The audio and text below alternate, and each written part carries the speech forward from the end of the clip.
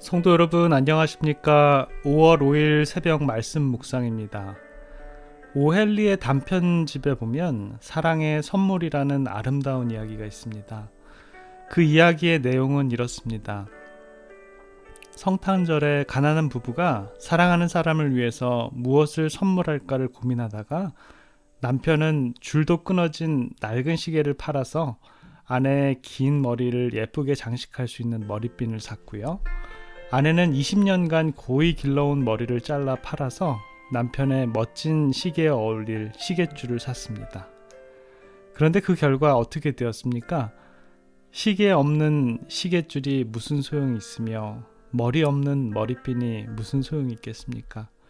두 부부는 그날 밤새도록 눈물로 새웠습니다. 그들이 준비한 두 가지 선물은 그 부부에게는 아무 소용이 없는 선물이었지만 그 선물 안에 담겨진 그들의 사랑은 무엇과도 바꿀 수 없는 것이었죠. 사랑은 이와 같이 모든 것을 희생하는 것입니다. 오늘 이 새벽에는 모든 것을 다 희생한 한 여인의 선물에 관한 이야기입니다. 자신을 죄에서 용서해 준 것에 감사하여서, 또한 오라버니의 죽음을 살려준 것에 대해서 감사해서 이 여인은 예수님께 드릴 순전한 나드 한 옥합을 준비해서 예수님의 머리와 발을 그녀의 머리칼로 씻었습니다. 어떤 이의 눈에는 너무나 낭비스러운 일이었죠. 그러나 예수님께서는 그녀는 너무도 중요한 일을 했다라고 합니다. 그러면서 그녀의 이야기는 온 천하에 어디서든지 복음이 전파되는 곳에는 이 여자의 행한 일도 말하여 저를 기념되리라고 말씀하셨습니다. 과연 그녀가 무엇을 하였기에 예수님께서 그렇게 이 일은 참 좋은 일이다 라고 하셨을까요? 마가복음 14장 8절에 보면 그 좋은 일은 바로 예수님의 죽음을 미리 준비했다라는 것입니다. 마가복음 14장 8절에 보면 저가 힘을 다하여 내 몸에 향유를 부어 내 장사를 미리 준비하였느니라 라고 하셨습니다. 성경에 보면 예수님의 시신을 진짜로 장사한 두 사람이 나옵니다. 아리마대 사람 요셉과 니고데모는 그 비싼 유향과 모략을 100근씩이나 가져와서 예수님의 장례를 치릅니다. 또한 안식일 후에 예수님을 무덤에서 보려고 찾아온 여인들의 손에도 장례를 위한 향품들이 손에 들려져 있었다라고 합니다. 예언의 시는 이렇게 기술합니다. 저희의 사랑의 선물을 예수께서 살아계실 때 바치지 않았다라고 합니다. 저희는 누구입니까? 아리마대 사람 요셉도요, 니고데모도요, 여인들도요, 수많은 제자들도 저희는 사랑의 선물을 예수께서 살아계실 때 바치지 않았다라고 합니다. 수많은 사람들이 장례 향품들을 가지고 왔었지만 결국에는 죽은 뒤에는 다 필요 없다라는 것이죠. 죽기 전에 살아있을 때 뭔가 하는 것이 훨씬 더 가치가 있다라는 것입니다. 그러나 시대의 소망 560페이지에 보면 오직 한 여인 마리아는 예수님께 그렇게 좋은 것을 한 것에 대한 이야기가 나옵니다. 구주의 시선에 아낌없이 부으려고 했었던 향기로운 선물을 그는 산 몸에 부은 것이다.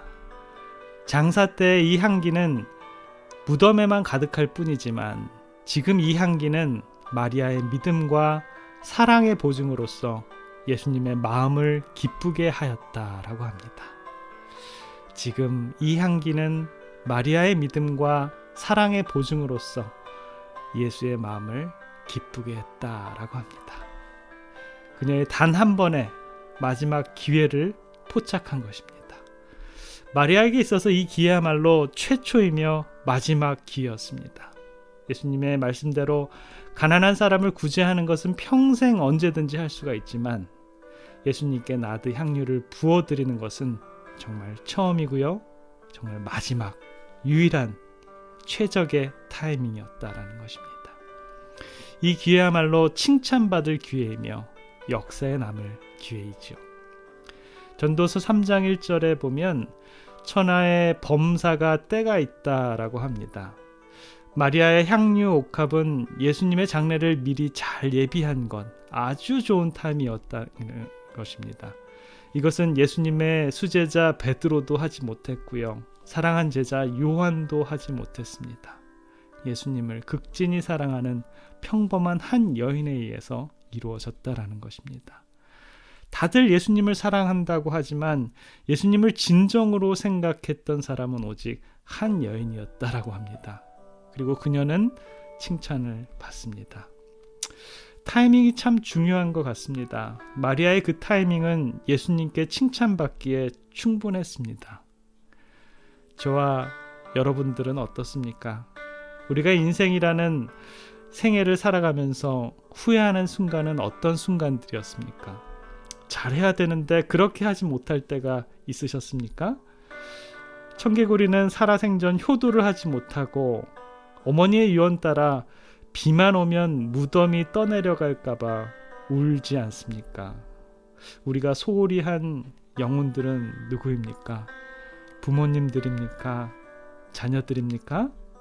친구와 친척들입니까? 아니면 예수님, 하나님은 어떻습니까?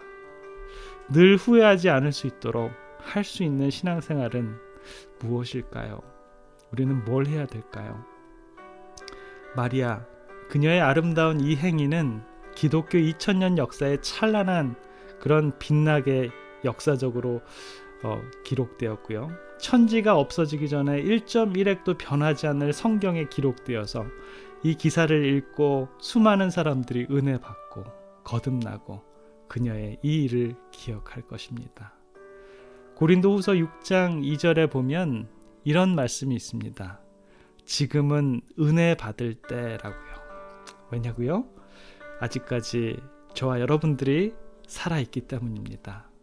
사랑하는 사람들이 죽기 전에, 사랑하는 사람을 남기고 내가 죽기 전에 누구든 죽지 않았으면 아직 은혜가 있습니다. 예수님께서도 아직 오시지 않았으니 아직도 은혜가 남아있는 것이 확실합니다. 이 은혜의 때 후회하지 않는 저와 여러분들의 삶이 되시길 간절히 바랍니다. 내가 그때 그렇게 할 걸, 그때 내가 너무 무심했었나? 나 때문에 그 사람이 얼마나 마음이 아팠을까? 후회는 한으로 남고요. 결국은 우리들에게 상처로 되돌아옵니다. 저와 여러분들의 앞으로의 생애가 참으로 후회 없는 삶, 나누는 삶, 베푸는 삶이 되어서 사랑도 행복도 기쁨도 즐거움도 배가 되시는, 그래서 우리 모두가 정말 행복하고 주님과 동행하시는 저와 여러분들이 되시길 바라면서 말씀을 마치겠습니다. 기도하겠습니다. 사랑의 아버지 하나님, 오늘 한 여인의 순진한 나드 향유 옥합이 깨어져서 예수님의 머리와 발을 그녀의 머리카락으로 씻는 모습을, 그리고 그 향기를 생각해 봅니다. 그 누구도 하지 못했던 일을 정말 기가 막힌 타이밍으로 그녀는 그 일을 할 수 있었습니다.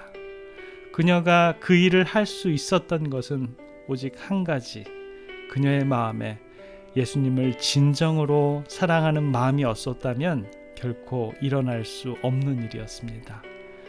아버지, 우리들의 삶도 주님과 동행할 수 있도록 인도해 주시고, 저희들의 마음이 진정으로 주님과 우리 하나님을 사랑하는 그러한 마음이 되어서 우리들의 주위에 있는 모든 사람들에게 그 사랑을 베풀고 나누어 주는 정말 신앙생애가 후회됨이 없는 그러한 삶이 될 수 있도록 주님, 저희들의 삶을 꼴지워 주시옵소서. 주님께서 기뻐하시는 정말 행복한 주님을 기다리는 생애가 될 수 있도록 주님 인도하여 주시옵소서.